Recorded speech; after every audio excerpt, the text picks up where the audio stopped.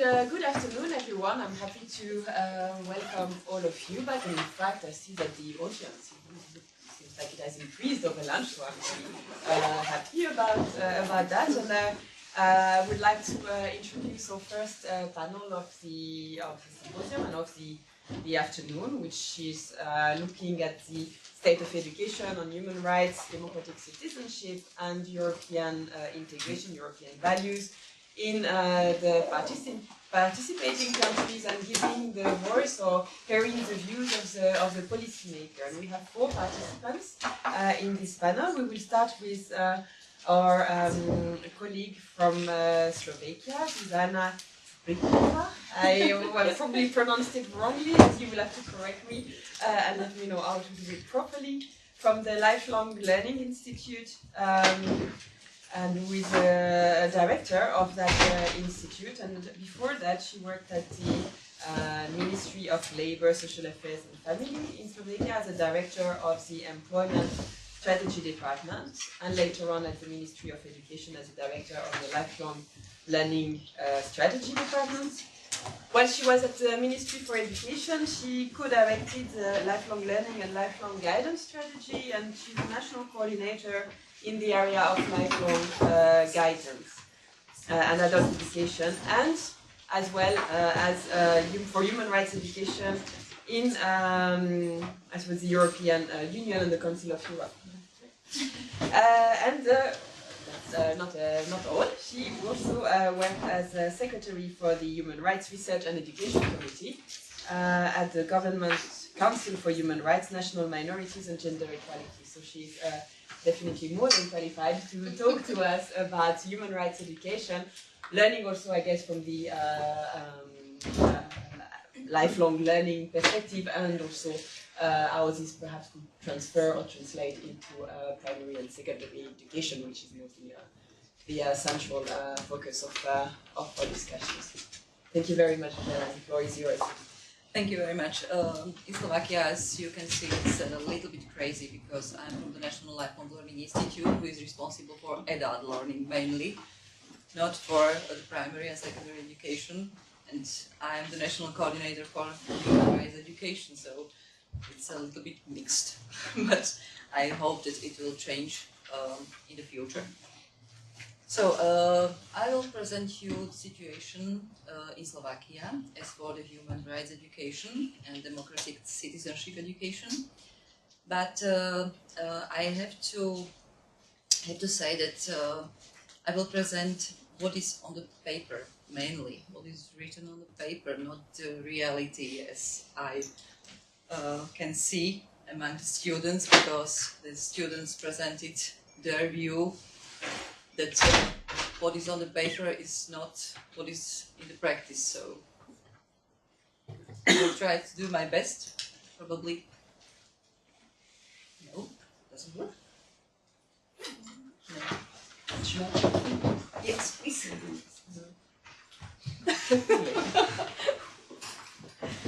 So education at primary and secondary school is regulated in Slovakia by School Act, and is based on the principles, as you can see on the presentation, of equality of access to education and learning, ban to any forms of discrimination, especially segregation, also of lifelong learning, because you have to learn all around your life, on preparation for responsible life in a free society, in a spirit of understanding, tolerance, equality of men and women, friendship among nations, national and ethics groups, and religious tolerance.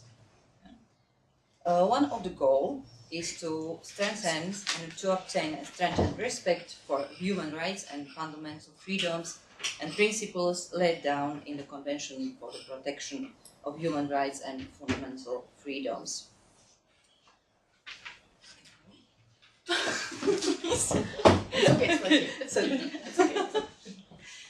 As for the education at universities, on the other side, the university education is regulated by the University Act, where the mission of university is that.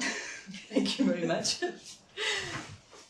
And the mission of the universities is to develop harmonic personality, knowledge, wisdom, welfare, and creativity of men, and to contribute to the development of education, science, culture, and health for the welfare of the whole society. It looks great, yeah, but I cannot say that this is the reality also for primary and secondary education and university education.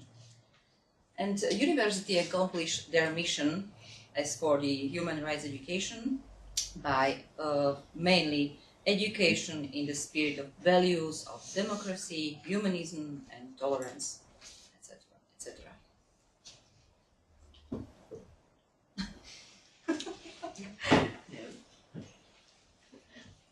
I can do it. We probably. I okay, already. As student mentioned, there is a curriculum named State Education Program, and this state education program in the countries defines educational standards of provided education in the target, performance, and content level. And these standards form the basis to the acquisition and fostering of the competencies. You have to be competent in human rights, democratic citizenships, in all the area of education and learning.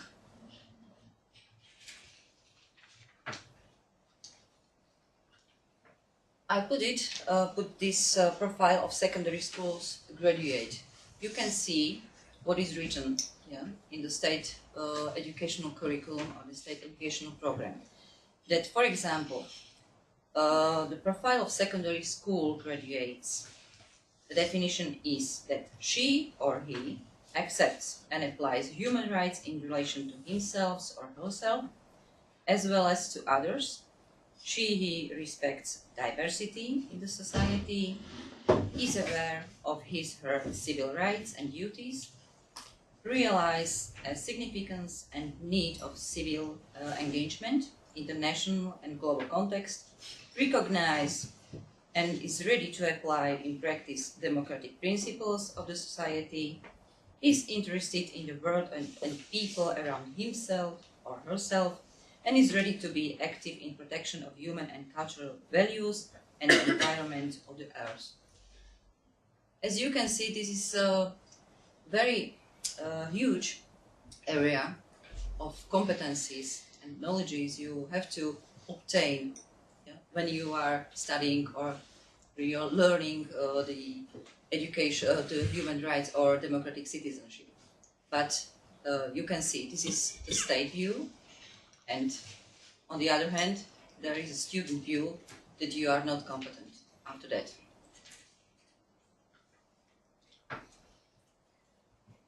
There are different educational areas when we are talking about human rights education and democratic citizenship education. One of them is the education area named Men and Society.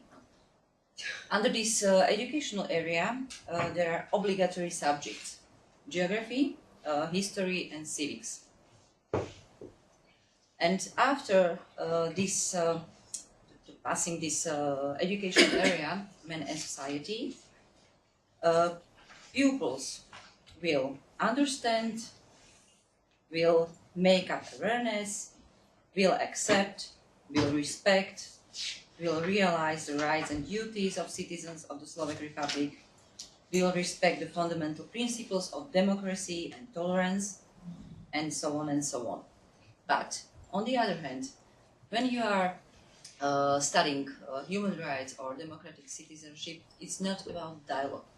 It's only mainly about the presentation of themes. And I was wondering when the students from Slovakia were talking about the right approach to the human rights education by teachers. But it differs. It depends on teachers, and it differs from school to school and from teacher to teacher. And mainly the view and the dialogue is not using when teachers are teaching human rights or democratic citizenship in Slovakia.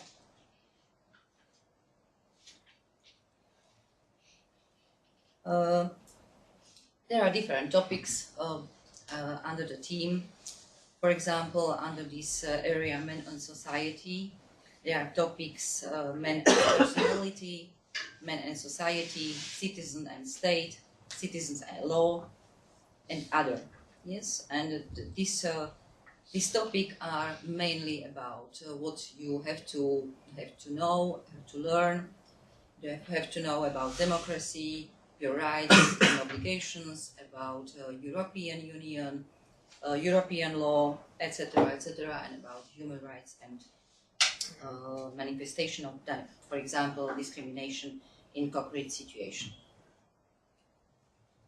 There is another educational area where we can see the human rights education or democratic citizenship education, and it is named Men and Values.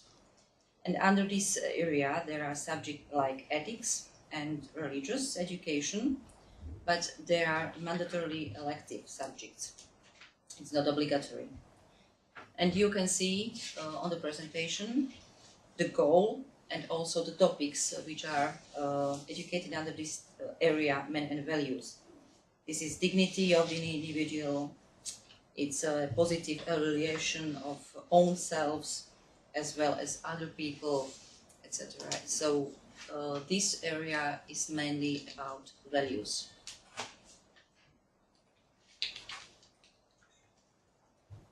But as you told, the main relevant subject or area and subject is civics, citizenship education.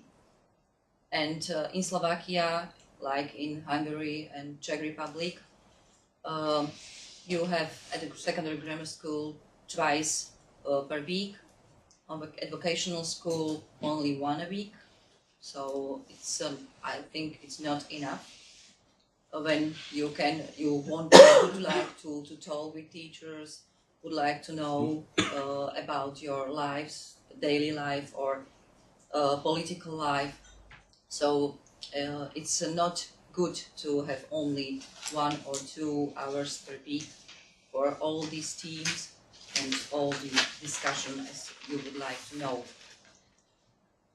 This one is a separate subject, like in other countries, and also in Slovakia, under the national curricula, this is not dedicated only to citizenship education, but includes elements that are not directly related to citizenship education. And in our country, we have integrated economics to the citizenship education also. And when we talk about teachers, in Slovakia, citizenship education is generally taught by semi-specialist teachers who have been trained to teach philosophy and citizenship education, not either human rights education or democratic citizenships. In Slovakia, at this moment, there is 67 accredited educational programs for teachers in continuing education. It's 14 persons from all around educational programs for teachers, but there is no interest from the side of teachers to attend this educational program.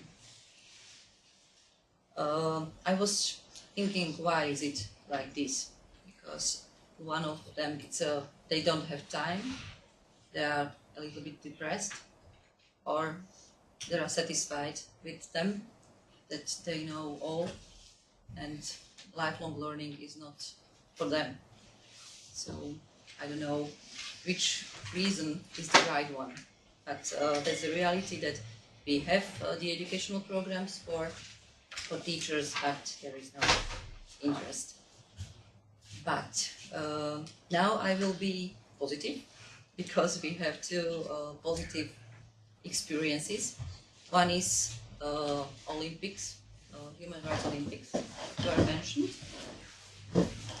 There is in the next year it will be 20th anniversary of this program. But now we implement a project under the program of the Council of Europe named Democracy in Action. And through this project, we try to find the right way how to teach human rights and democratic citizenship. And I can show you some photos from these educational programs, because in this project the aim was to find the right instrument for democratic citizenship education. And we were talking about human rights, about democratic citizenship, about different teams. Also with this expert, Slovak expert, Kalman Petec.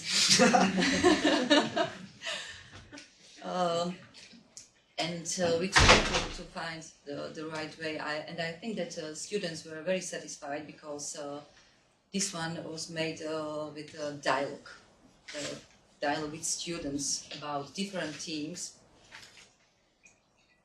And Kalman elaborated also one instrument, one new textbook for human rights and democratic citizenship education.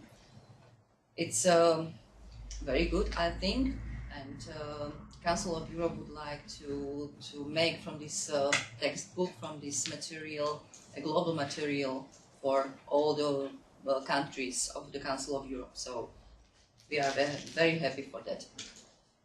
As you can see, it was not the normal education, but the education from round tables and for discussion. And as a new instrument, but I would like to ask you if you can start the videos. I would like to show you 2 videos that were made through the project. These videos were made by students, only by students from the secondary grammar vocational schools. And I have to say that next week I will go to Strasbourg with them, with 5 students who win the competition about the videos, and they will present the videos before the Council of Europe, and they will have the opportunity to present and to share the ideas.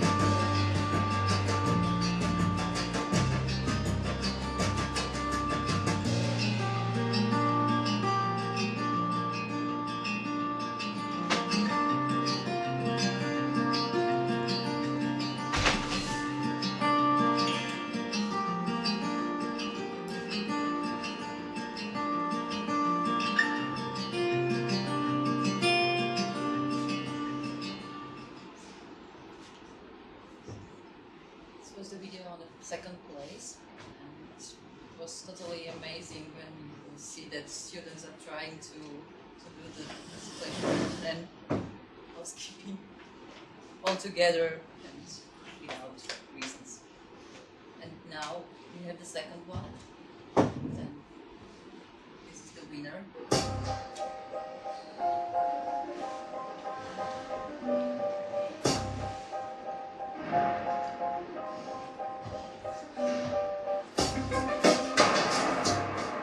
Vítajte v našej talk show. Dnes sme sa pozvali učiteľov, aby sme sa ich opýtali, čo si myslia o demokratickom systéme na našej škole. Myslíte si, že na našej škole vládne demokratický systém? V našej škole čiastočne vládne demokratický systém. Myslím si, že vo väčšine príkladov určite áno. A viete dať nejaký príklad aj?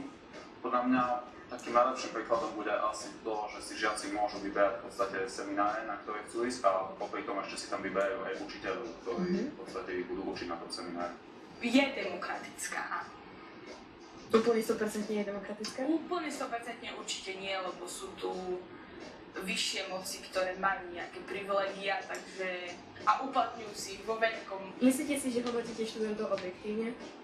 Tak to si myslím, že áno. Ja si myslím, že hej, veď čo, tam jednotka, dvojočka, keď úplne niekto troječka. Hej, ako vravím, ja si to môžem dovoliť, ešte raz zdôrazňujem, hej. Som učila aj také predmet, ktorého sa musela maturovať a tam už akože nebolo do remotu. Ale aj tam sme našli priestor, hej. Takže rozumiete, niekedy sa zamyslíte aj nad tými učiteľmi, učil by si matematiku kľudňa. Včera mi hovoria, 3 rovnice od 2 neznámych, no rieš to, hej. A ešte to naučajte, decka. Chápete? Tak musíte sa postaviť do pozície trošku aj toho učiteľa. Myslíte si, že je vhodné učiť sa prostredníctvom diskusie namiesto množstva poznámok? Tak si myslím, že v prípade, že nie je iný text, že v podstate len takáto možnosť je, tak je to určite správne, ale samozrejme, keďže ste tu na gymnáziu, tak si myslím, že žiaci si vedia otvoriť vlastný názor a v prípade, že nesúhlasia, tak vedia oponovať. A ako vy vnímate školstvo na Slovensku? Vnímam asi tak, že naozaj čudujem všetkú školu. Tak ako odbor, ktorý sa ešte musí zdokonalovať. Máte vo svojej práci priestor na vlastný spôsob výučby?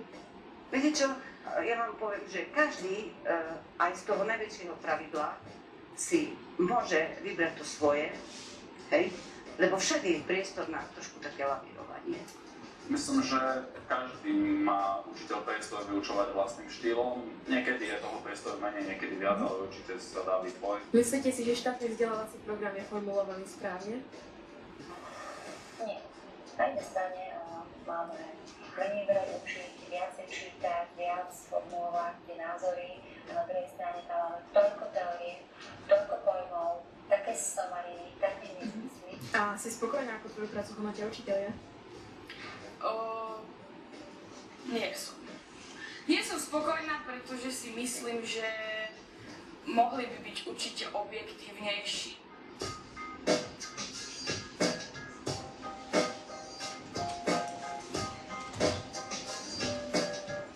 So, watching this video, you can compare what I was saying about the state educational program, about what is the education at the primary, secondary and university is about, and what is the reality, because the aim of this video was to express the opinion about democratic culture at schools.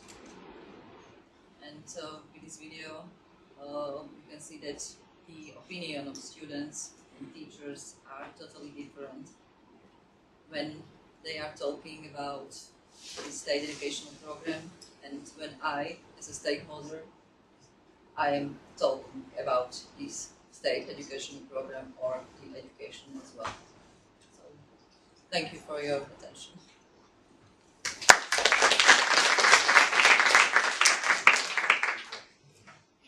Thank you very much, Zuzana. We will proceed that we will first hear a presentation from all the speakers, and then we'll open the floor and take more questions from everyone here.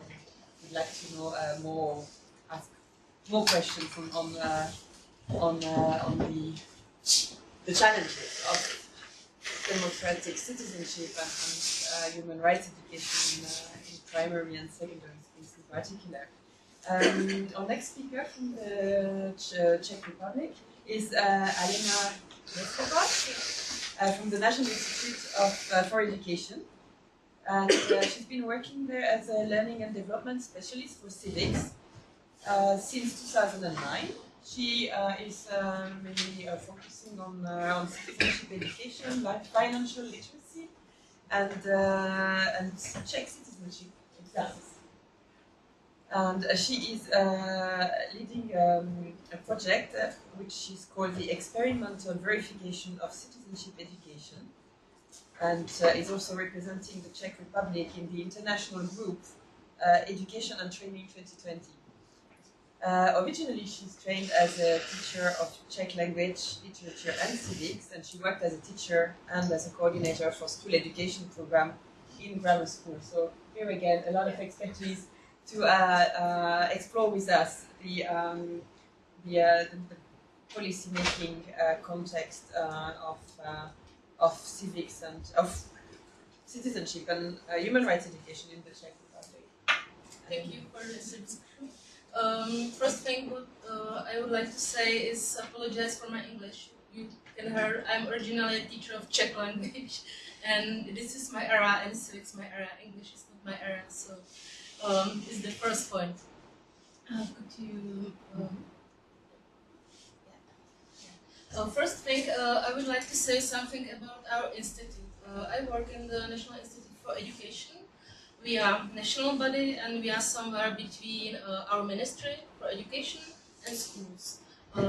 We preparing curricula. It's our main goals. So maybe my point of view is similar to Zuzana, and as you can hear, huge gap between my point of view and Czech students' point of view, because we prepare curricula, papers, ideas, and students visit schools. And usually there are gaps between theoretic and practical life. In our agenda is not university, so I only talk about primary school and secondary school.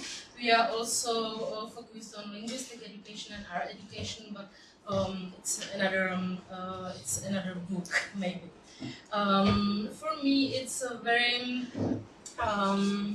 honest to work there, because I have to work with civics and citizenship education, and for me it's mission how to get better this area. So this is the reason why I'm here.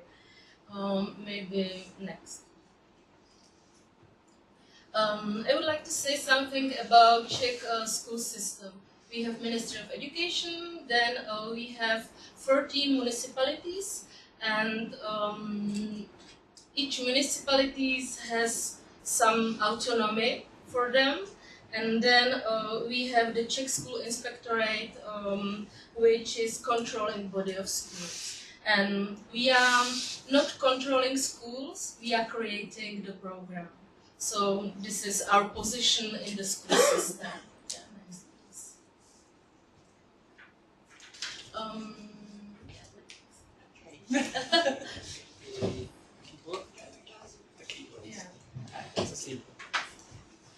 in Czech Republic, we have 2 levels of standards curricula documents. The first level is state level. We have framework educational program, which is one for primary and secondary school, and a lot of for secondary vocational school because of their position. And then we have school educational program. Each school has curricula, and it's new thing 10 years ago, and this is huge reform of school and education in our country. But I think that a lot of from this reform is only on paper, not in the head or brain of our teacher and of our schools.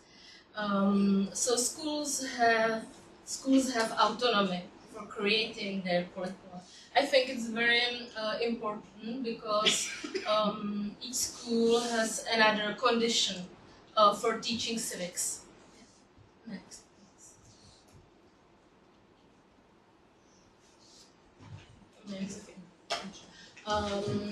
In Czech curriculum, we has maybe 4 parties of citizenship education. it's component to this circle. Citizenship education or civics is in the main objective of education. So it's very important for the whole system, not only for civics. The second part is civics competency, according to European key competencies. So we have civics competencies, then we have social competencies, and this part is not subject, it's something above the subject, part of curricula. And then we have cross-curricular subject, and this is somewhere between subject and competencies. And we have two cross-curricular subjects which are connected with citizenship education. We have civic education for democracy. It's on elementary school and lower secondary school. And then we have citizen in democratic society. It's on vocational school. There is a gap. We don't have this cross-curricular subject in gymnasium, which is called grammar school. I don't know why. I wasn't working in my institution, but in these days we are in progress changing curricula, so maybe it will be better. But I don't know why. And the fourth part is subject. Usually you know it. We have another name for it, from the small child to students. It's called Man and His Role, Civics, Basic of Civics and Social Sciences, and it's obligatory subject. So I think that citizenship curricula is connected from these four parts. It's not only subject, it's about competencies, cross-curricular, and about objectives. And I think that we have to think about this circle, not about only one part of this circle.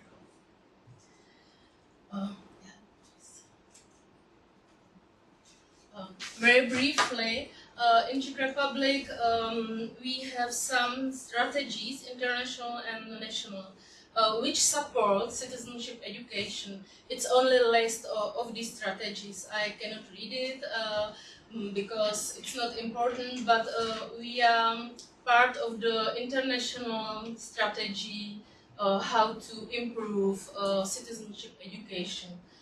In these days, I think that very important for our country and our curricula is competencies for democratic culture. It's a new concept from Council of Europe, and we really think how to put it into our curricula and also in our schools. But I think it will be last maybe 2, 4, 5 years. It's not short-term vision.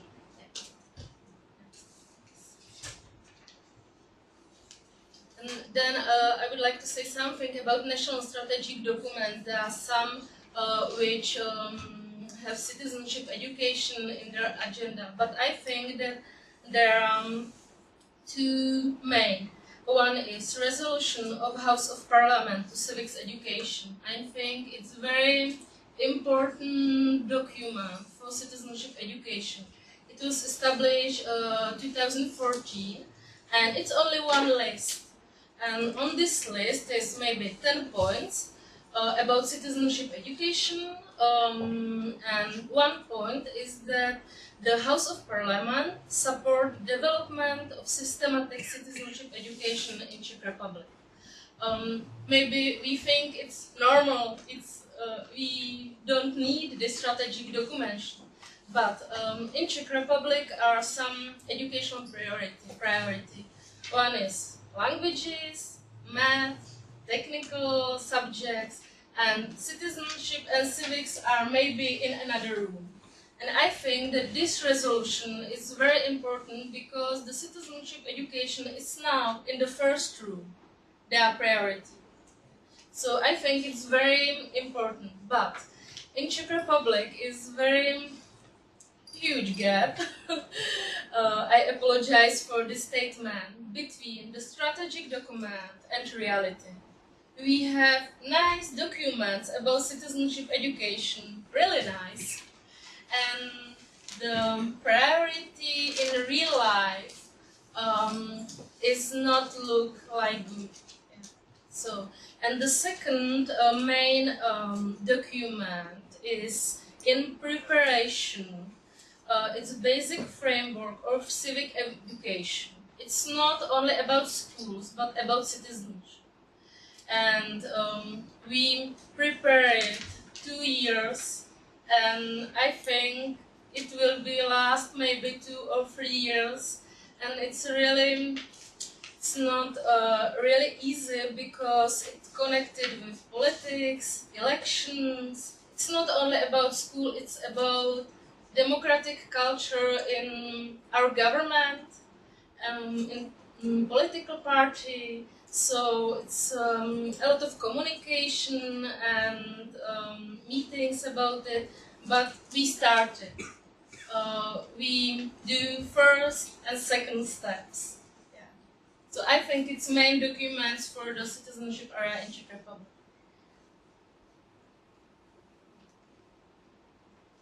And something from school reality. I would like to say something from review of Czech School Inspectorate. In last year, they visit schools and prepared very huge research about citizenship education. And I have some points from this. Plus means it's good, minus means it's bad, and other sign is recommendation for schools. And I think it's really practical. The citizenship education is included in SEP. SEP is a school education program. So we have citizenship education in school. It's right. There are appropriately method, discussion and works group. According to school inspectorate research, you can see the difference between students' meaning and school inspectorate meaning. What is bad? Bad is missing of priority and key issues, and I think the first thing is very important. It's missing active approach to human rights. Human rights is teaching only as a passive topic, not active approach to human rights. So I will underline this minus in the research. Complex method use is minority weight, project days, role plays, and simulation research activities. So it's something about method. And the third minus is minority using of basic documents such as the Constitution, the Declaration on Human Rights. I think it's really good that the school inspectorate research said this topic because they could help to work with this document, such a constitution and the Declaration on Human Rights. And some recommendation. The first is focus on development of skills. Not only knowledge, but skills, knowledge, attitudes, and so on. Critical thinking, and work with basic civil text like a constitution and human rights declaration. And use more complex educational form, not only talking, and use more digital technologies. Because we have some opportunity to mix together civic education or citizenship education and digital technological, because we know something about concept digital citizenship. So there are possibilities to mix it, but school usually don't do this. And schools usually don't teach the civics in the special room with computers. But it's easy to go to room with computers and teach civics through the new technology. And other slide, please. And then Czech School Inspectorate has another research, and it's about participation on school life.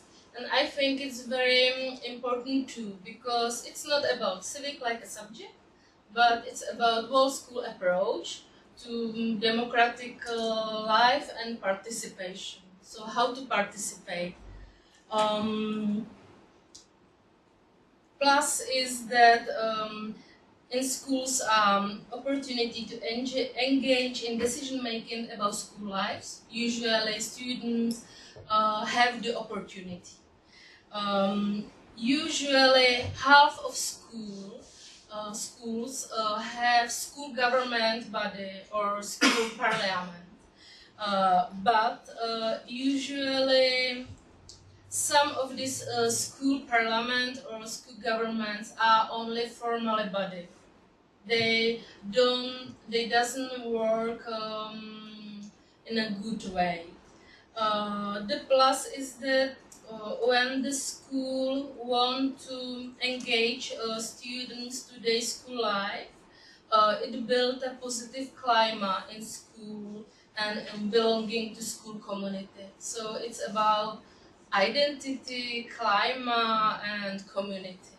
And we still talk about citizenship education, but in school life.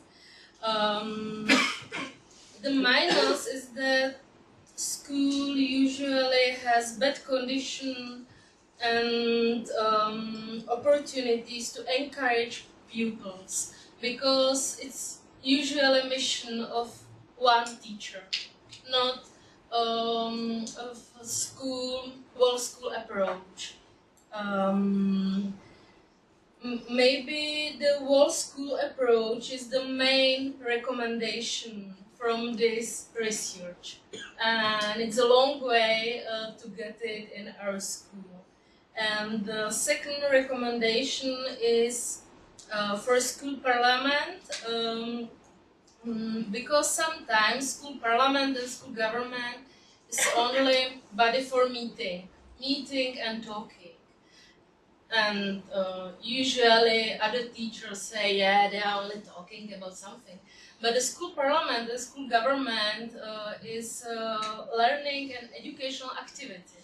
They have goals, they have methods, and we have to think about school parliament and school government as an educational activity. And maybe last slide. It's maybe longer than I think. Our last project, I am leader of this project, and we are somewhere in the middle. So very hot information maybe for you. We have project experimental verification of citizenship education. It's 3 years project. We have 21 pilot schools. From each schools, we have 2 persons included. In this project, usually is the civics teacher and someone from the managing body of the school. It's very important because of school approach, whole school approach. We have 2 school years, and first year was founded on school parliament, how to improve it and how to work with them. And the second year, which is now, is focused on coordinators of citizenship education. So not only about civics, but about whole school approach.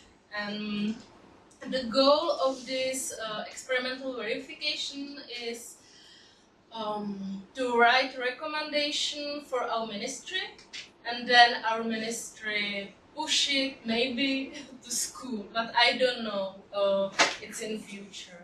So I have really practical experience with school. Last month we have a very nice seminar for this school, how to teach controversial issues. And so if you want to talk about this, we have some breaks. That's all from my side, from Czech Republic and from National Institute for Education. And I very thank you for your attention, and I hope that everything will be clear. Yeah. Thank you. Thank you very much, Alena. I will show you everything that's key. Yeah. And there are some very interesting insights from the Czech experience we can explore later. I would like now to pass the floor to our next speaker, Melinda Filo from the Hungarian Institute for Educational Research and Development. And Melinda studied psychology at ELTE and drama and movement therapy at the Royal Central School of Speech and Drama in London.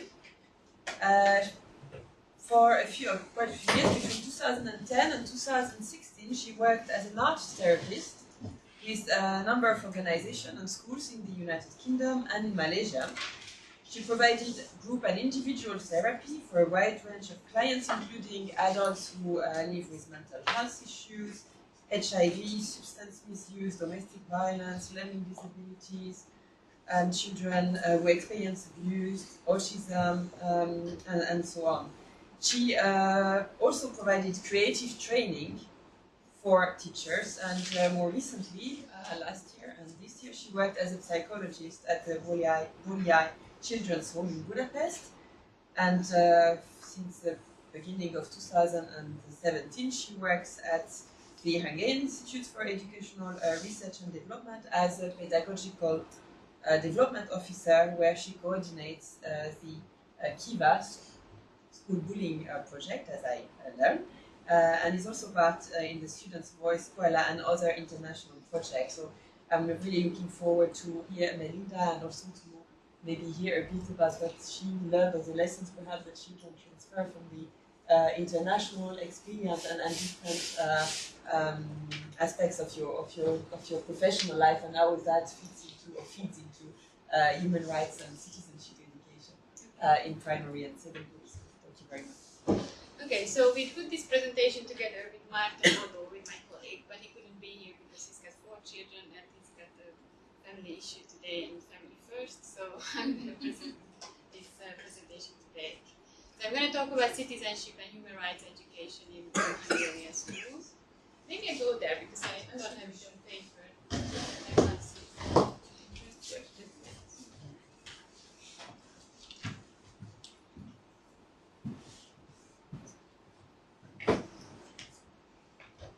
So first I wanted to present a research that was done in 2008 by the European Social Survey.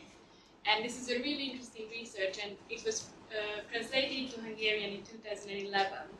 And it was called Never-Ending Feudalism. And the reason why I found it really interesting, and I thought this is really important for this subject as well, because this research was looking at people's attitude towards power and towards their own citizenship, towards their own democratic partaking in their countries. And they identified 3 different types of people: the doers, the rebels, and the sufferers. And you can probably guess that the doers are the people who actively try to take part in their public affairs. They are interested in their environment, they're interested to change their countries, they feel empowered to do that. The rebels are people who are opposing no matter what. This is not really an active role, but they are usually rebelling against power and against governments and against legislations. And there are the sufferers, who are very passive role, and these people don't feel like they can change their environment, they can take part in their public affairs. This is a really disempowered role. And apologies for the Hungarian text, but you can see mainly Hungary came second to last. So the white columns at the So the white columns at the top are the doers, the grey are the rebels, and the black one are the sufferers. So the last 3 countries are Greece, Hungary, and Ukraine. The first 3 countries are Sweden, Denmark, and Switzerland. And in Hungary, the sufferers are over 67%. So 67% of Hungarian people feel like they can't really change their environment and they're not interested, they feel disempowered. And the active doers are about 10%. What is also interesting about this research is that in all countries, the rebels are usually around 25%. So that's kind of a constant percentage of people in different countries. There was another research, which I couldn't put this in the presentation anymore, but that was done in Hungary a couple of years ago. And it looked at specifically at youth in Hungary and their attitude towards political life and public affairs and how much they want to take part in it. And it was pretty much the same result. They are really apathetic. I think they looked at 16-year-olds, and they're really apathetic, they're really uninterested in political life. And they found it was they had a similar approach to political life as people had in what we call the Horthy era, which was between 1920 and 1944. So if you think about the Second World War, how much it disempowered people, something very similar happening today.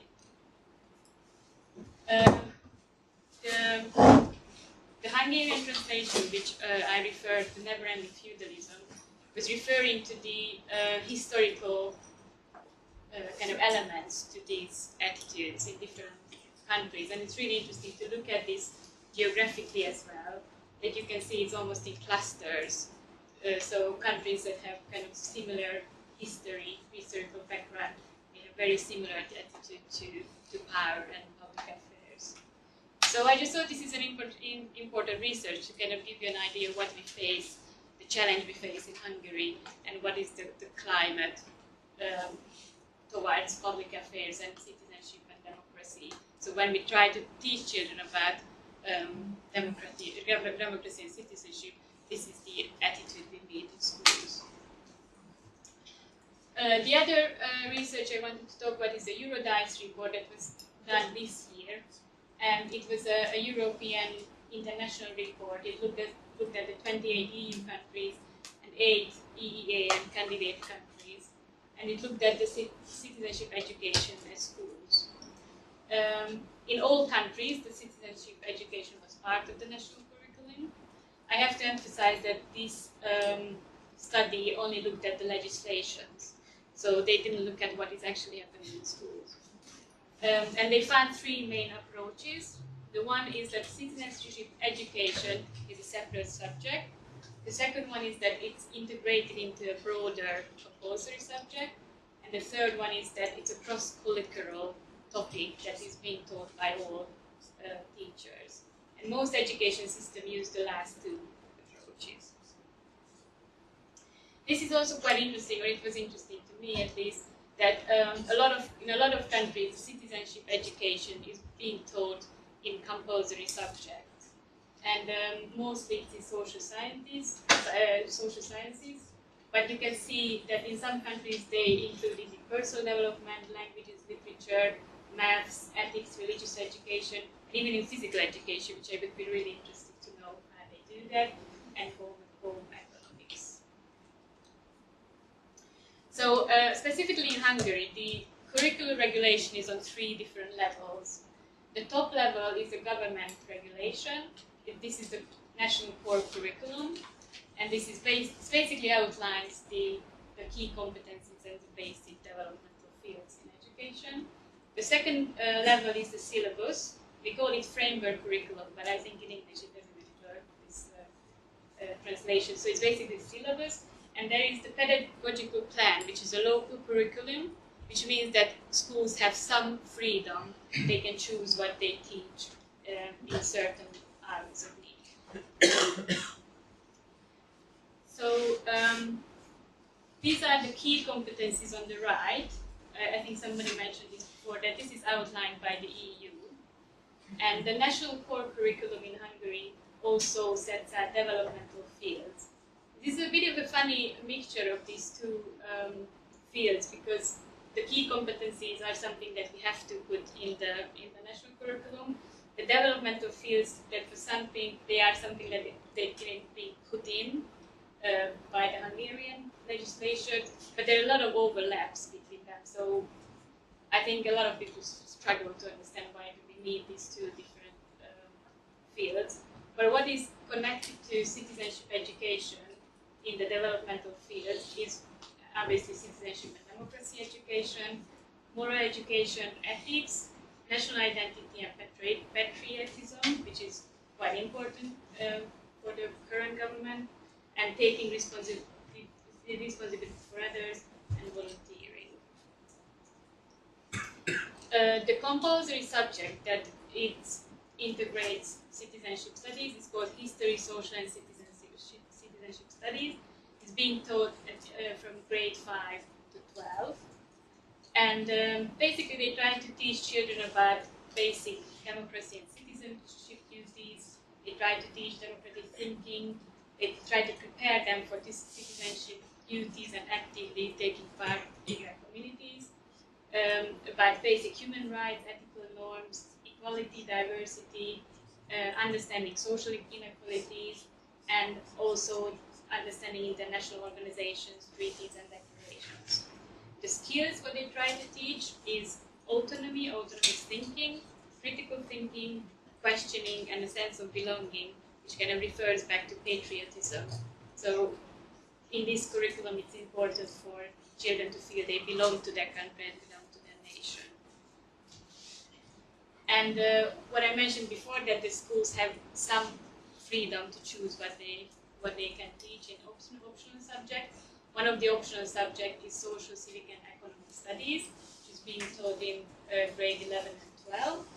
And it's quite similar to the history subject, but it's more specifically Hungarian. So they teach about Hungarian contemporary society, or the situation of minorities in Hungary, social responsibilities, you can see political institutions, EU, citizenship rights, practice political participation, preparation for parliamentary and local elections, awareness of contemporary global challenges, and also the connection between locality and globality, whatever that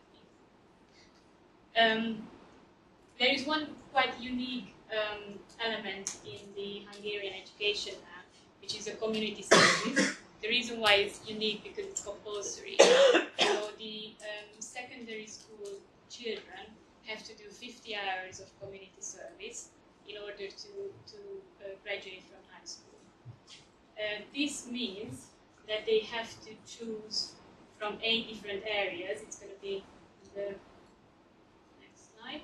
Yeah, so they can choose from healthcare, social services, charity, education, arts and culture, environment, disaster recovery, or they can choose leisure activities with elderly children or disabled people, crime and accident prevention.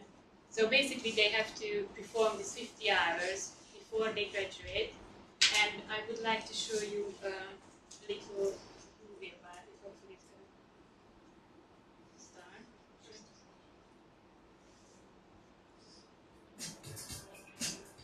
Igen, ma hozzánk jöttek a sajátából fogyatékkal élő emberek, és játszottunk velük, de a nap csúcsa az volt, amikor elvittük őket rajzolni, és pityúval vagy 56-szor lerajzoltunk egy fenyőfát. In Hungary, a new Act on Public Education was adopted in 2011. It introduced community service, which provides an opportunity for developing social competencies through experiential learning. Folyamatosan olyan rendezvényeket szervezünk, ami a mást megmutatja a gyerekeknek. Ebből a sarepta szeretet otthon kiemelkedik, ők jönnek hozzánk, megyünk hozzájuk, együtt tevékenykedünk. Amikor azt a témát vesszük, hogy én és embertársaim, ott szintén kiválóan elő lehet mindazt készíteni, amivel majd a közösségi szolgálat kapcsán találkoznak, akár az előítéletnek a témája. Lehet, hogy a közösségi szolgálat során fog először valaki találkozni fogyatékkal élő emberrel. Az iskola mellett állatmenhelyre megyünk ki, emberekhez megyünk ki, akkor például óvodásokhoz, vagy idősek otthonába.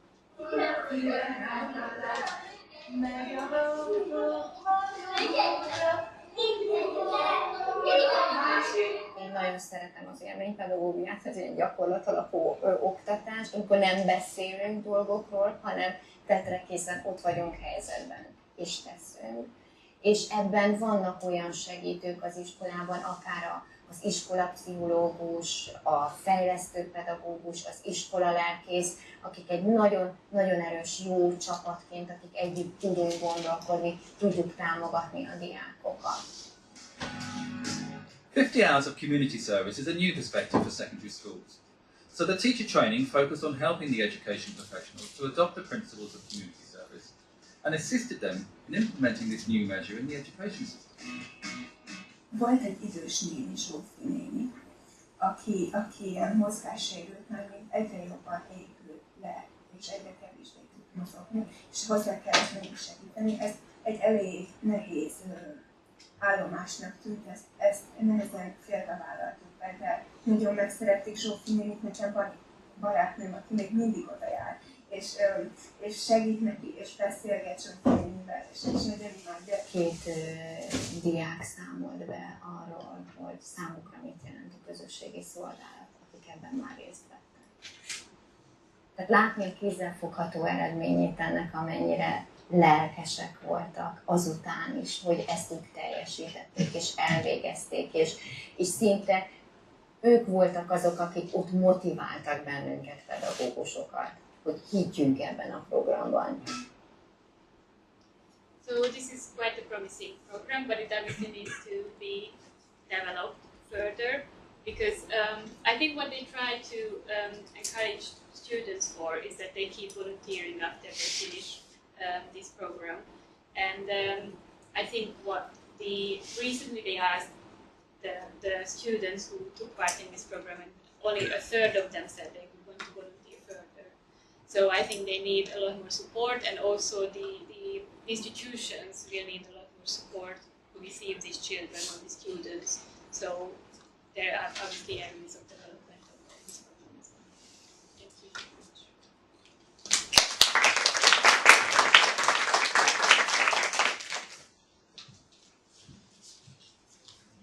Thank you very much, Melinda. So that was very interesting, and I would like to maybe start the discussion and conversation and take questions. But before, if I can abuse my position, I would like to. I mean, what really strikes me across the three presentations from the policymakers is that there seems to be a lot already on paper, that we have quite advanced. I'm actually very impressed by the stage of policy development, at least at the framework level, but there seems to be a real gap between what the policy provides and what the realities that the students are experiencing. And this is, to me, is quite striking. In particular, as maybe I'm wrong, but I get the feeling that you all come from relatively good school and privileged schools, so I imagine that in schools which are perhaps in areas which are less privileged, the situation is even worse. I don't know. I mean, maybe not. So how do we make the step? How do we close the gap between the policy and the reality, and where do you see the main problems and how they could be overcome to make it a reality? I don't know who would like to. We always said that in Slovakia that we are in line with the Council of Europe, with the United Nations, and also on so on. And we integrated many documents into our curriculum or policy as for human rights education, so we are always in line. But I think that our institutions don't cooperate with experts. We have to integrate students into the creation system of our policy and, for example, state curriculum, because without you, without your opinion, we cannot do the right policy, or without the opinion of teachers, we cannot do the right policy or the right strategy, because we are in our offices mainly, and probably we don't know the situation which is at schools. So student involvement, public involvement in designing the curriculum could be a way to overcome this divide between the policy. To create right methods and forms of education. And get feedback, what works and what. I think the key element is teacher. Only teacher could close the gap. So it's about university, which are preparing teachers, and it's about method. For further education of teacher, and it's maybe about some agreement with the policymakers. So how to agree the concept of citizenship education, how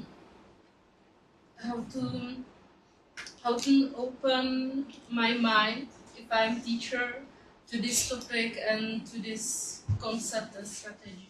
So I think that the key element is teacher. I agree. I also think that there needs to be, at least in Hungary, I think there needs to be a change of culture, even to teachers training, to even to deliver information, if you like. What is quite striking, that I was in another conference yesterday that was organized by Hungarians, and it was quite striking that it was also a frontal type of conference, if you know what I mean. So in Hungarian schools, there's a frontal teaching, so we just sit next to each other and the teacher is there looking at us, delivering information, and there's no participation from the students. So there's a whole culture that needs to be changed, I think, that would close this gap. And what I was going to talk about at the beginning of my presentation, the apathy, it's very hard to tackle, and people would be interested in change. I think that's the first issue. Perhaps what thank you very much for the comments, and I take the three messages. So better participation of students in the policy making process, changing or thinking again about teacher training, and then changing culture. Of course, it's a challenging task, but perhaps it would be nice to also hear the reaction from the students. I don't know if they were aware that there was actually at the policy level a really very elaborated framework and what they make of the difficulties in translating that into their reality. And I also have a question. We can take a few questions and then open the floor to everyone. Yes? Okay, thank you. I was wondering, since all the three of you have worked or work now for National Institutes of Education, what is your opinion about non-governmental organizations providing non-formal education that should theoretically complement the policies that you're supposed to implement? Do you see it as a positive thing, or would you prefer to have a bit more say in that? And does it take place now, or do you think it is not a very powerful channel? Question for me? For all the three of you. For all three. Okay.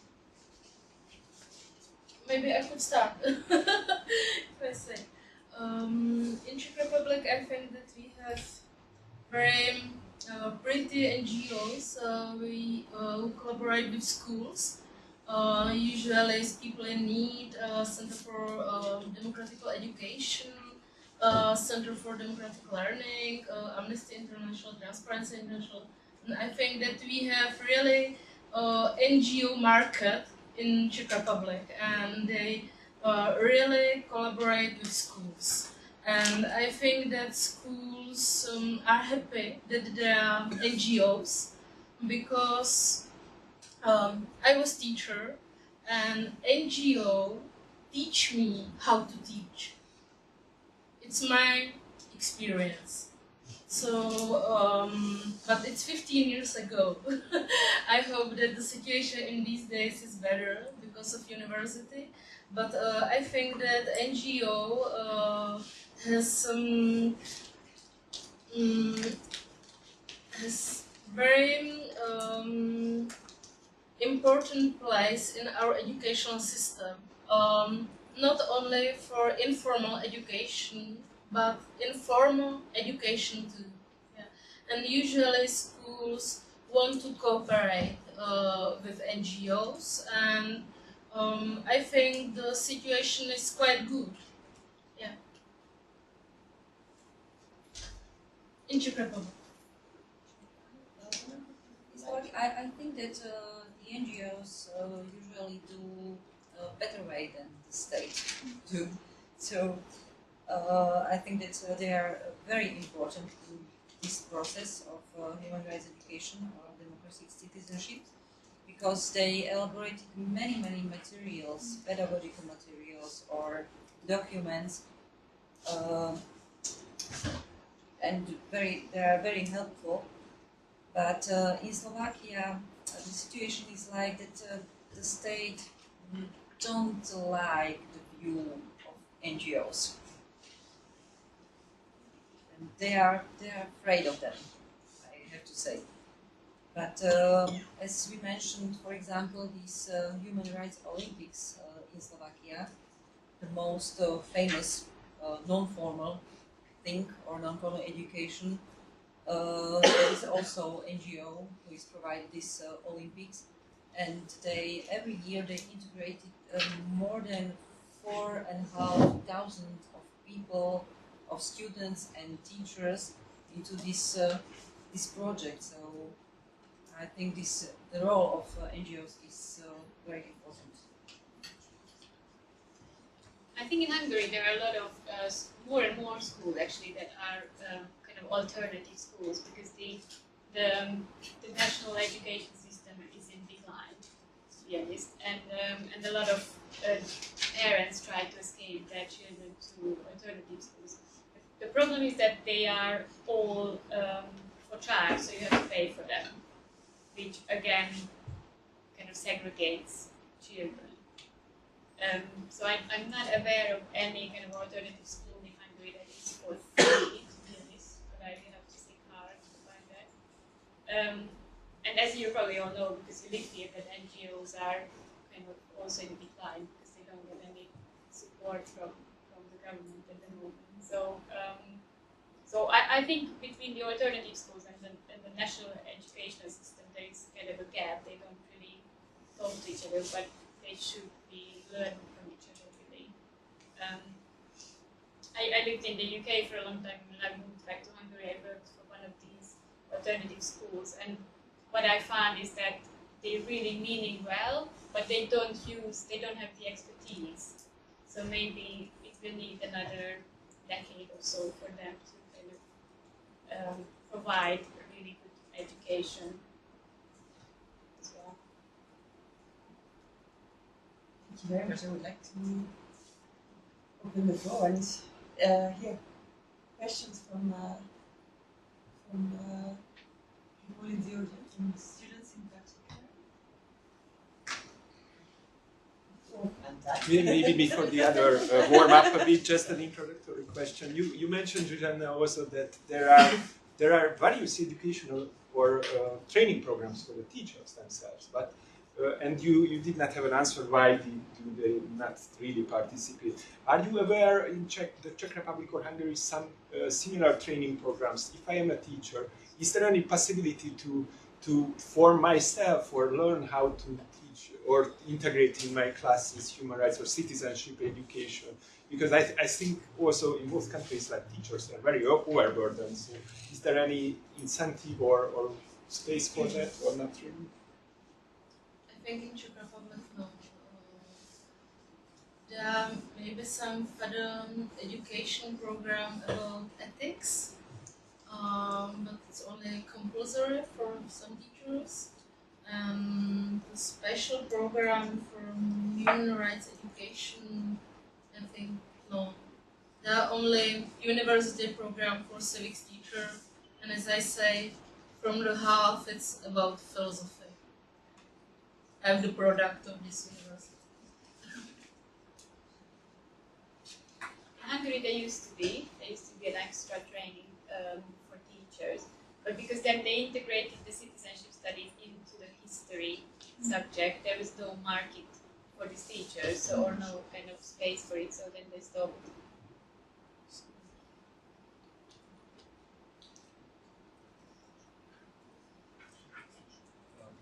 I need to ask on this Filó. Right?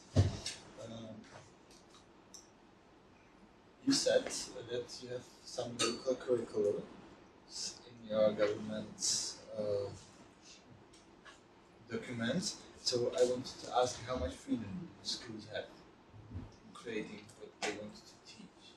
So if they can choose some materials, or how does it work?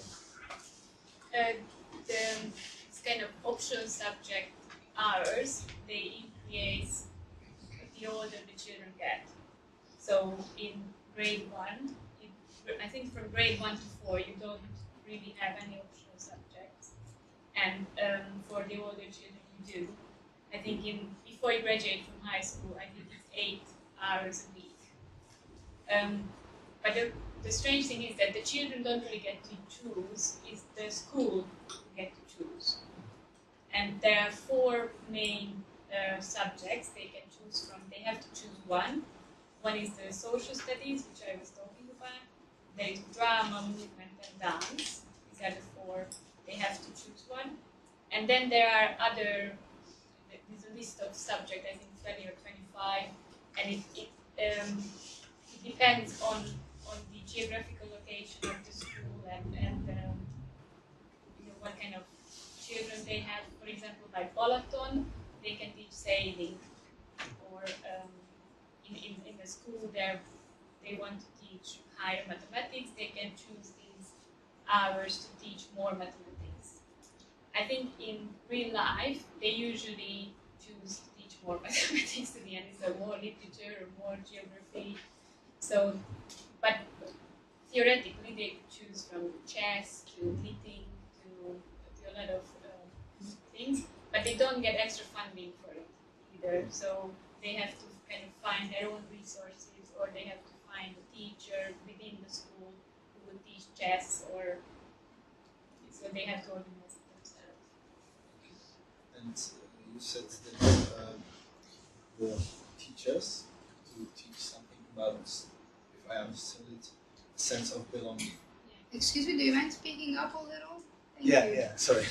I said that if I understand it properly, so the teachers in Hungary have to teach something about sense of belonging. So I wanted to ask you, what is it in government view, and if you don't think the government could try to change people's mind about something in this issue?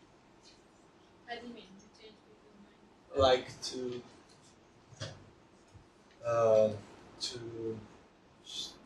make people think the only right view is the government's view. You mean teaching sense of belonging means that they have to think that the government is right? Like what's belonging in government's view? I think like that. I have no idea, to be honest. But my guess is that because a lot of people are leaving the country, especially young people, and it's creating a demographic problem. You probably know that there are a lot of jobs that are vacant. It was really interesting that because I used to live in the UK and they have the opposite problem. So the population is increasing and it's more and more difficult to find a job. In Hungary, the population is decreasing, and people who are educated, they just leave the country. So I think that probably that's the idea behind it. If you try to teach children from quite a young age to be more patriotic or be more proud of their country or their own nationality, then I guess they would hope they wouldn't leave the country and they would just kind of stay and try to make it better here. We have quite a few hands up, so here. I'm from Canada. I'm a master's student here at CEU, and I've done some teaching as well. But I have a question for the panel about how to integrate human rights and citizenship and democracy into the curriculum for all of the different courses. I mean, I see there being a role for citizenship and democracy in things like art or geography or literature, and it doesn't just have to be one standalone class, and that might be a better way to sort of translate that message onto the students. If it's not just, oh, this is our citizenship class, but all the courses sort of integrated as well, and all the teachers can integrate it. Is that something that, from a policy standpoint, has been discussed? Or? We will take a few questions to then take to the panel. I think there are also two more. Diana, I think you wanted to start. Yes, I have one also for Ms. Filó concerning the sense of identity and patriotism, and how does she see this development field compared to interculturalism and respect for diversity, if there is any conflict, maybe there is not.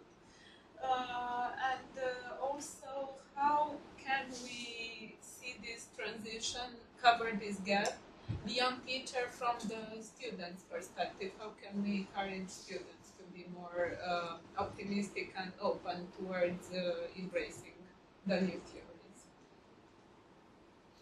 This would be for all the speakers.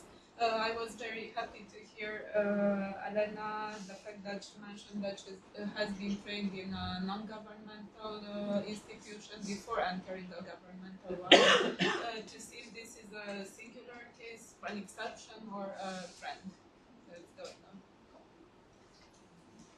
So we would like to, I think the first question was about mainstreaming, basically, so why not having human rights and citizenship education somehow integrated into every subject and finding ways of experimenting, engaging with issues, with discussion and practices of respect and collective and participation, etc. in various subjects. And the second, the possible conflict or contrast between different values and patriotism and respect for other tolerance, etc. And on the role of or the growing role of NGOs in civic education or in citizenship and human rights education, including informal education, so not just informal. Who would like to start? Would you like to start Melinda, perhaps? So it was the yeah. I think practically it could work. I know that today it doesn't really work in Hungary, and I don't think this is the aim, the actual aim of the government. It is in the curriculum, but I don't know if there's anybody American here or from the UK or other countries that I know in other countries it does work, and I did work in the US for a while, and they don't have a problem with being proud of their country, being patriotic, as well as being a very diverse society and accepting others. So I think it is a cultural thing that we should be learning, or we should be kind of aiming for, because I think it's a real value for a society. In Hungary, I think nowadays you kind of have to choose almost, which isn't a healthy way to live. But I think we should be learning from other nations who can, where there is no conflict between these two. Succeed. Yes. I would like to answer this question about integration. In our curricula, we have civics, and school could mix subject together. So the curricula support the integration, but schools usually don't do this. So curricula is open for it, but mind of teacher and the school leaders are not so open as curricula. So this is my point of view, and in these days, maybe 3, 4, 5 years, we are in process of changing our curricula, and the first thing which we change is digital education. And I am not a specialist of digital education, but one point of view is put the digital competencies to each subject, because it's not digital area somewhere in other room. It's included to each subject, and I think that democracy and human rights is the same as digital technology, and I hope it will be my mission to put it in another subject, and I hope it will not be mission impossible. Yeah. But we are in progress. I think that this human rights and democratic citizenship must be cross-curriculum subject. It's not a thing for civics or for one subject only. In Slovakia it doesn't work, so we have only one subject and there is human rights education integrated. But the Council of Europe always use one mathematical role. You have a triangle, and you have A is 8, you have the second side, and on the third side is X, and the work is find the X. And it's up to you when you will use the democratic approach, because many of students only show here is X. Not only we don't do this homework here, but yes, that's the right. That's the approach of the student, of each student, how to tackle with this role. So yes, it must be cross-curricular subject. I just wanted to add something to that too. In Canada, it's we have also a civics class as well, and there's been efforts to integrate democracy and citizenship into the other classes and the other course curricula. But one of the big challenges is in Canada anyways, courses have become very standardized, and there's this idea that every teacher, each class at the end of the year has to meet these standards, and so what that ends up doing is in each school, all the teachers have to teach the same way, the exact same subjects, and have the same tests, and it's all, there's not a lot of room for creativity for your specific classroom or anything like that.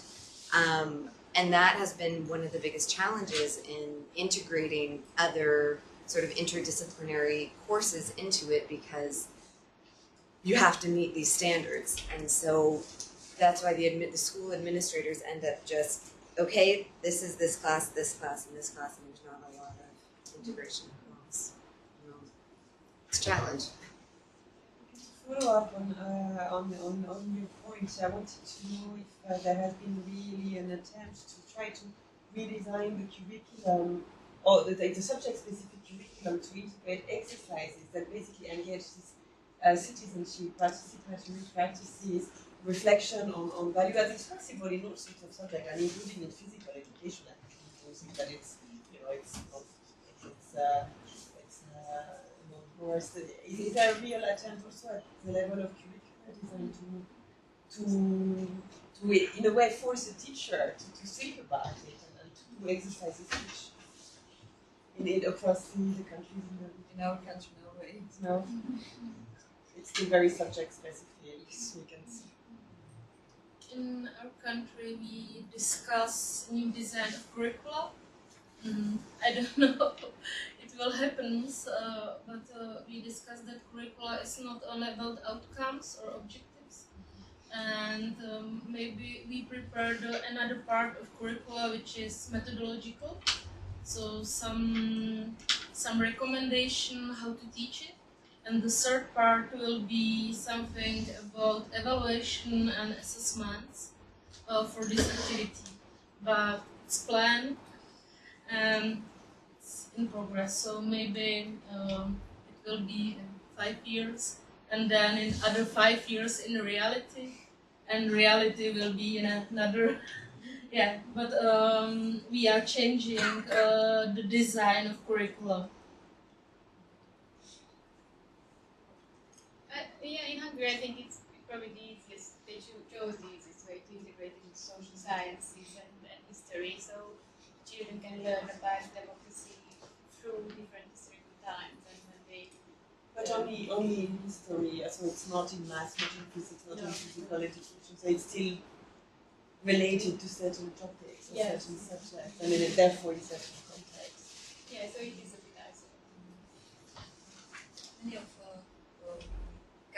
member countries of the Council of Europe use the competencies approach, not the subject approach. So they have 3 or 4 defined competencies, and they are coming through all the subjects which are educated schools, not only in one, but it's about competencies, not about the education in concrete area.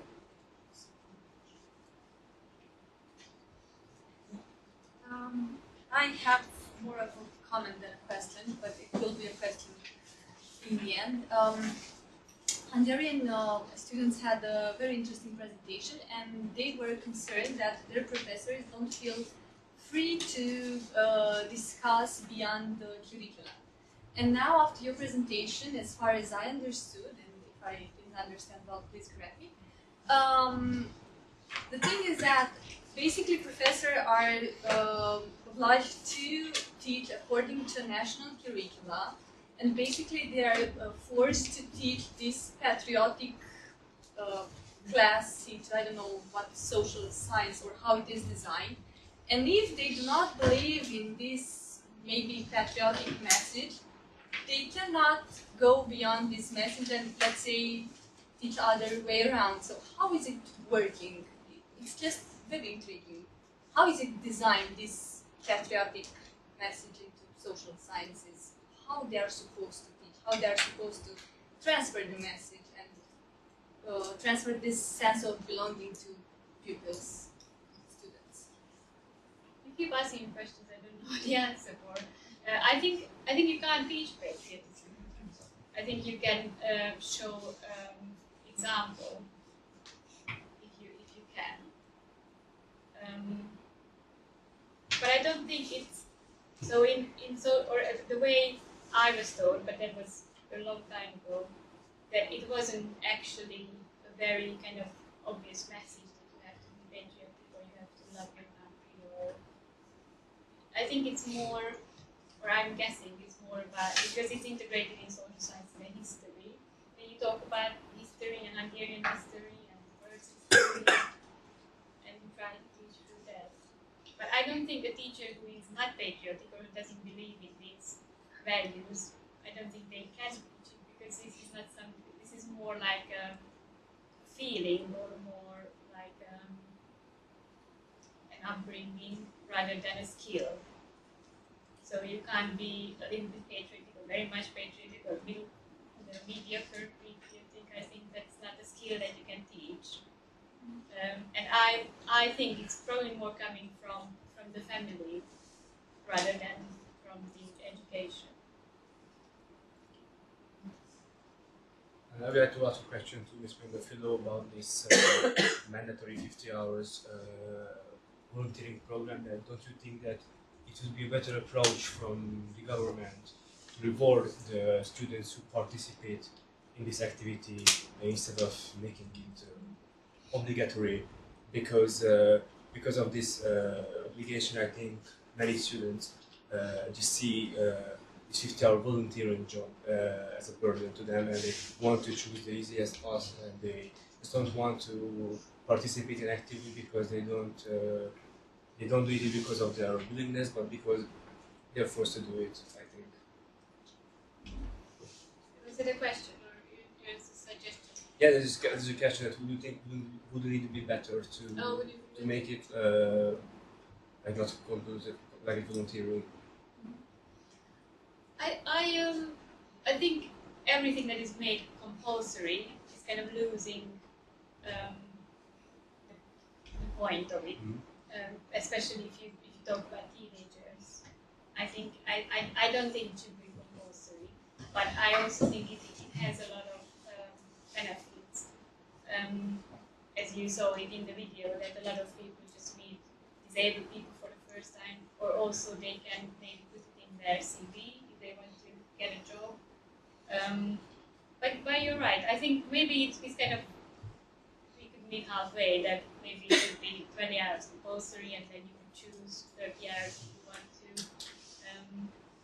And there is no other, as far as I know, there is no other European countries where it's compulsory.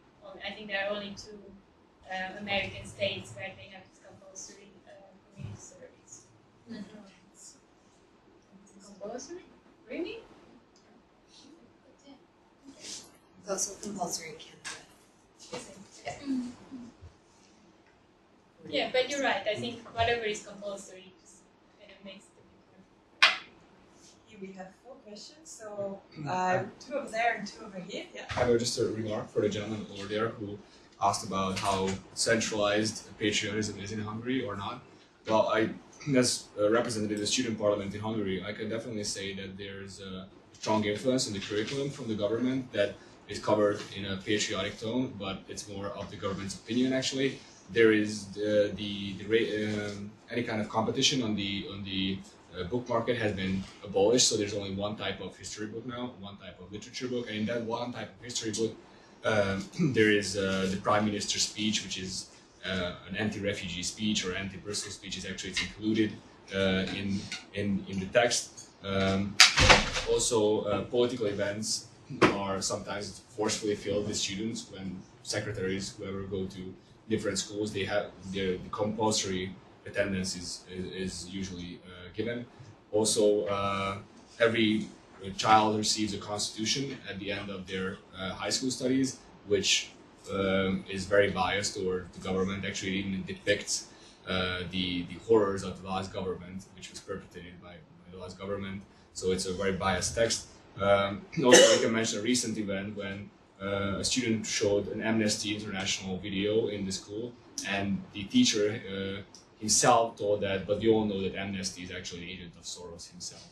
So there is like 2 levels of this. One level is the governmental level. The other is that sometimes schools themselves enforce a kind of political viewpoint, which they seem fit, because there is no kind of there's no chance for students to get actual help in these kind of cases. I have a question primarily to my fellow secondary and university citizens. How do you think, because we all heard in some ways, let it be social sciences or whatever, technically human rights education is included, but practically is not. How can your teachers be more motivated to actually do human rights education within the existing curriculum, or what would you think, what would get teachers really motivated to push forward the case of human rights education? What could the state do to motivate teachers? And what would you think, what would be best to have your teachers' supports for human rights education? And a quick remark, I can't go past it. It's been said that it's a huge problem that students leave Hungary. I don't think that is the problem, that is the symptom. The problem is why students leave Hungary. So the fact that students in hundreds of thousands have left, it's not their fault. They're not creating the problem, they're responding to the problem. Yes. Mike, you have also a question? Anton? Yeah. Or was it there? Oh, well. Yeah, and then we can take a Yeah, I just have a question just to all of you, just for the sake of context. In your countries, what is the current state regarding just numbers of teachers? Is there like an increase or a decrease in the last years? For instance, my mother, she's a teacher in Germany. She teaches German and English languages, but because there's so many vacant positions in her school, she's also had to teach arts and history, but those are things she never learned, which seems absurd, but also obviously probably feeds into the fact that how can you integrate other topics if these are things you never learned and you have to already take over other curriculums? My question, thank you, would be on the presence of specifically the European dimension in human rights and citizenship education, already at the level of those strategic documents which you outlined, because the argument was in several countries that the framework is very well developed, but is there also this presence of the European dimension, that all these countries, as was already mentioned, are member states of the EU, how the EU works, what benefits does the EU bring to the students, to young people, to everyone, how cooperation is fostered, because obviously there is no sort of tension between human rights, democracy and European values, but also in the draft memorandum we used also this phrase, also in order to stress this European dimension. I would be interested, of course the level of practice can be different, but already at that level of strategic documents, whether there's something like that. the questions about teachers' motivation, and I suppose also related obstacles to getting teachers to be more engaged and more active and engaging with the students, and the students more actively in citizen and human rights practices, and also the European dimension and reaction to the problem of students leaving, exiting a particular educational system, or exercising their skills and what they've learned abroad. So, what are your reactions or would like to maybe would you like to start maybe on the specific? There were a few Hungarian specific questions, if perhaps you can start with this. Just to respond, I agree with you that it's a symptom. The way I said it, there was a question about. I don't know what this is anymore. But anyway, so I didn't say this is the. I didn't say they created the problem. I agree with you that this is a symptom and they just reacted. Oh yeah, for the sense of belonging, there was a question why the sense of belonging being integrated, and I said because I guess this is the government's effort to keep people in the country. And I agree with you, this is not kind of fixing the problem, but this is their reaction to it. But I agree. What was the other point? Well, there was a responsibility of schools in basically in the Hungarian context. There were also the schools implementing a certain governmental policy, and there were the question of teachers' motivation, and perhaps material constraints also on teachers, which basically mean that they don't have the capacity to do more than what they currently do because of shortage of capacity problem, not enough teachers, maybe classroom size as well. I mean, that also can be an obstacle to having more participatory classes and more debate and discussions. And there was a question also in the structure of the rigidity of curriculum, which means that there is no more space for alternative or side activities, which would be more conducive to this kind of engaged learning that citizenship requires. I think the curriculum in Hungary, there's a big problem with the curriculum because the children or the students are overworked. They have a lot more hours, a lot more lessons than I have, for example. Almost double, I think, actually. So it needs to be replaced, definitely. Or it needs to be kind of made a bit more free, as you said. So the citizenship and democracy is probably just an added burden at this moment because they are really overworked. So that's why it's kind of integrated into most history. And I think in Hungary also the teachers shortage is a problem because a lot of them leave the profession because they're not very well paid. They also leave the country, they go to work in bank, or there's a lot of kind of individual examples. So I think that's also a problem. So the number of teachers in Slovakia is decreasing because to be teacher is the last possibility for students to go to the pedagogical faculty because of money. This is a question of money. They earn very few euros, and the students wouldn't like to be teachers. So the number is decreasing. When we talk about the motivation, how to motivate teachers integrate to the human rights and democratic citizenship into their subjects or education, yes, we have to talk about this state curriculum because there is no space, yet they are obliged to follow all these themes that they are integrated into state curriculum. They don't have time, space, and so on and so on. So when it will be more freedom for them, so probably they will integrate this human rights and democratic citizenship into their subject. But they have to be trained also, educated in this area. And as for the European dimension, I have one very recent example.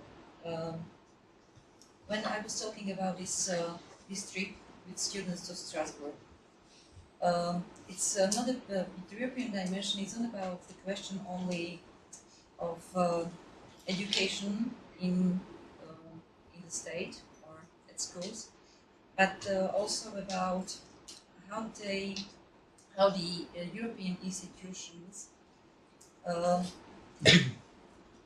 taking with this team, because I was asking the Council of Europe to change the name of one student on the flight ticket, and they asked me to send them the scan of passport of this student.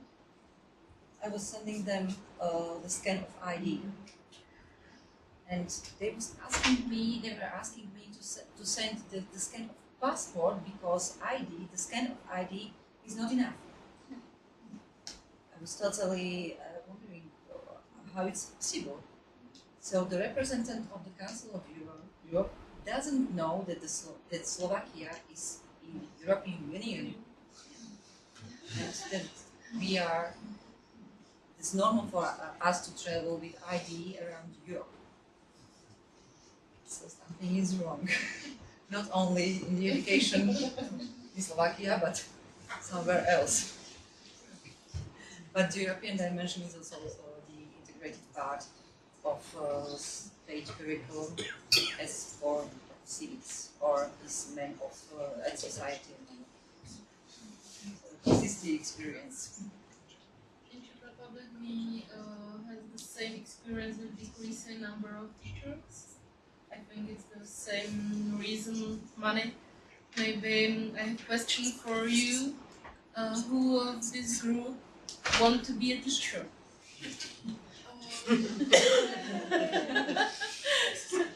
Yes, yeah. I think it's about this question. Yeah, you are young, clever, ambitious, and maybe not to be a teacher. Yeah. The other thing what I want to say is about European dimension in curriculum. We have it in 3 ways, in civics, in geography, in history, so history part, and cross-curricular subject. It's a global and European connection and world. So we have it in curricula, and school usually do it, and it's connected with human rights, and usually students and teachers said that there are a lot of European Union in our schools. And one question was about, I don't know, yeah, how to motivate teacher. It's interesting because I was a teacher, and I think the motivation for teaching human rights and education could be only our motivation, because it's about my attitude to these topics. If you teach maths, you don't need attitude to counting. But if you teach human rights education, I think that you need to talk with your identity. You have to think about it. You have to discuss your attitudes, and it's not easy way. And it's personal motivation for it. And I think it's connected with our experience. It's not only about government, body, media, so it's about us. Can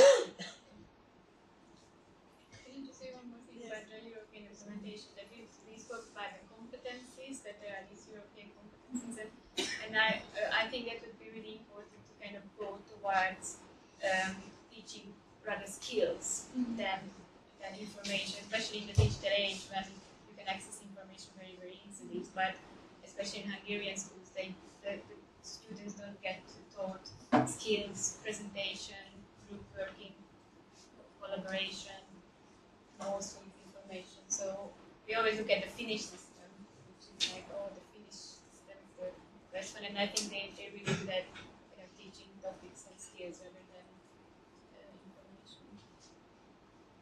Yes.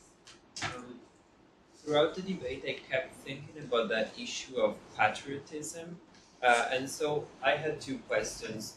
First, doesn't it seem contradictory to you to include it in civic education if we consider that actually people should have a right to self-determination, and if instead we were to assume that it's fine and that the state can intervene in people's self-identification, was there a reaction from the European Union to patriotistic discourses in education? Because I think this would actually threaten the development of European integration, at least in Hungary. So I would expect that European institutions don't really welcome this move. The question. Nobody has not talked that I know. about patriotism, so. I mean, the EU don't really give a response to anything that's going on in Hungary, as far as I know. So if you think about the level of corruption, they don't really intervene. So I don't think they would pick on the word patriotism in the curriculum. But I don't know. It's an interesting question because, as I said, like I lived in the UK for 10 years, and people are really patriotic there, but they don't have a problem to kind of accept other. So I think it could work practically. Just in Hungary, the word patriotism has a bad feeling to it. Well, actually, even the UK left the European Union. Yeah, I know. Or I can talk about the US or other countries where like people can be proud of who they are, but they can be accepting to other nations or immigration. I think it's just the specific message behind patriotism that has a bad tone to it. But I don't think patriotism itself is a wrong thing or a bad thing. It just a way it's presented to people now. That's why we want to I think on the other hand, you have Trump and his voters and Mexico problem, so maybe it's too about patriotism. So I think there is a problem in US and in UK, in both countries. I think there is a problem. What do you think the problem is? I think the problem is that people are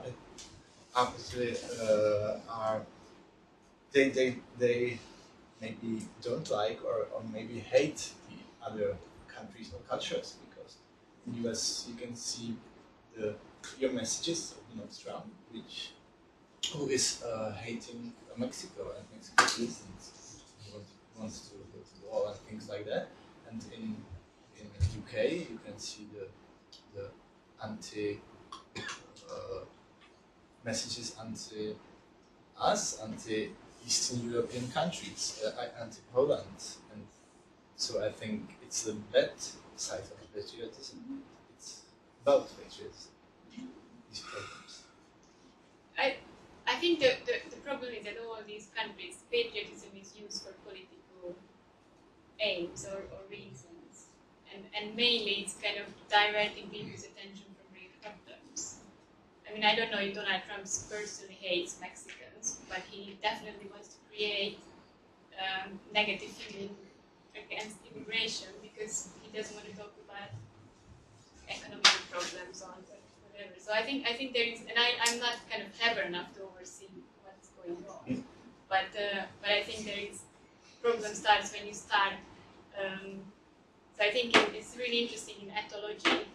If you look at the aggression of humans and the aggression of animals, the level of aggression in humans is the same as the level of aggression in animals if you put two groups of humans against each other. So the easiest way to create aggression in a person is to say that this is a group that you belong to, and there's another group we hate. And I think this is a basic human kind of instinct that politicians use for their own political benefit. And patriotism is part of this. So it's just a really interesting topic. It kind of brings us away from citizenship education. But I see your point. And I'm just saying that it's not. I don't think it's the word. It's just to answer the question. The word patriotism. I'm not sure if the EU would pick on it. They should pick on how it's been used. Maybe a couple of final questions and comments, because I think we need to more or less close the session. So final question. There was a question over there. I think a couple and there. Yeah. And okay.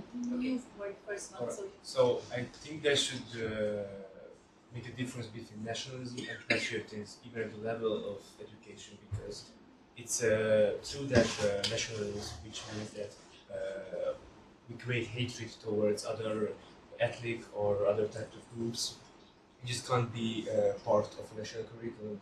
But maybe that think that the national curriculum includes topics of patriotism is because many people in Hungary, I personally think that there are two people of Hungary. One who just hates everything, who is Hungarian, just complaining about Hungary, how bad is it, and the other who are just think Hungary is superior to everyone and we're better than everyone and we are the best country.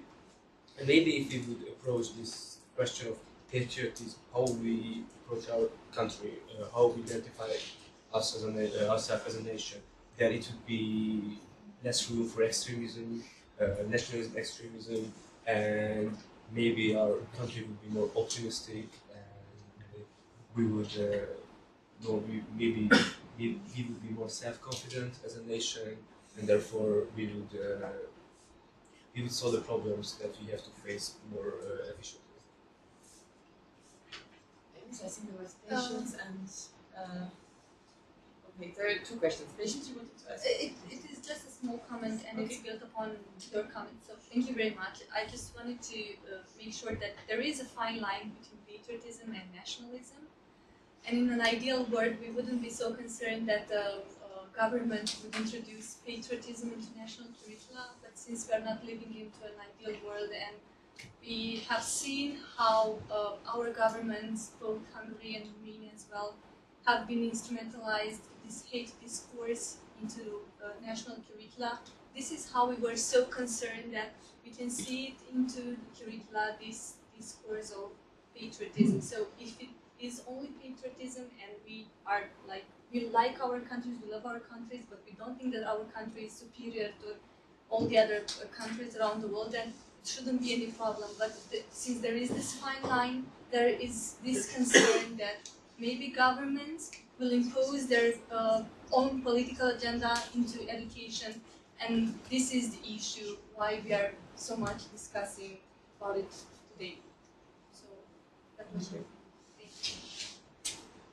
So I apologize, I had to miss this morning, so I'm not sure if this was covered. But this is a question, and I think it was raised before, for the students that are here. And I'm just curious, have you felt like you have had any teachers who have introduced democracy into the classroom that was done in a way that you felt you really learned something or that really was engaging? And what did that look like? I think you were talking about it. Yes. Yeah. Oh, so you guys did cover this Yeah, morning? there was a session this morning where the students shared their experience, and there were mixed of good and bad examples, perhaps more the negative than positive side. But I suggest that we move on to the final comments and questions, and we can always talk about this in the break outside of the room. There were a couple of comments and questions on that side, and both questions and also suggestions. First, for Ms. Granger, if it would be possible to share with us the results of the pilot study you are carrying seeing the feedback from the part of the students in schools on how education for human rights is going. That's a very interesting tool that you have created, and it would be very good to see it shared. And the other one for me is Štrbíková. It's regarding the human rights of Olympics. Again, maybe it's a very good tool to be shared with in more countries and to be implemented with the help of not necessarily NGOs, but rather official state educational institutions. It might very well work, and it would definitely engage and in turn disseminate with time. I've seen it working in Modra, and it would be great to see it also in other countries. Would you like to give a final comment on some of the last round of questions or comments, or no? Then in that case, I would like to thank our panel participants for informing us about the policy framework and where improvement is still needed and how we can move in that direction. There were a number of good practices which were identified. I hope they can be experimented further. And thank you very much also to the participants who have also fed in interesting comments and concerns about the development of educational system, and in particular their impact on democracy and human rights and support for European integration. So thank you everyone, and we have now a short break, and we will reconvene afterwards. Just a short question before uploading. Thank you very much for chairing the panel, Marie-Pierre. Thank you, Zuzana, Alena, and Melinda, for the insightful and very thought-provoking discussion about policymakers. Just two short announcements from the organizator side. Those who came during this session, you are very welcome to register. We would like to greet you at the entrance. Those who leave, please make sure that you leave your name badges here, and thank you very much, and then put our hands together for this.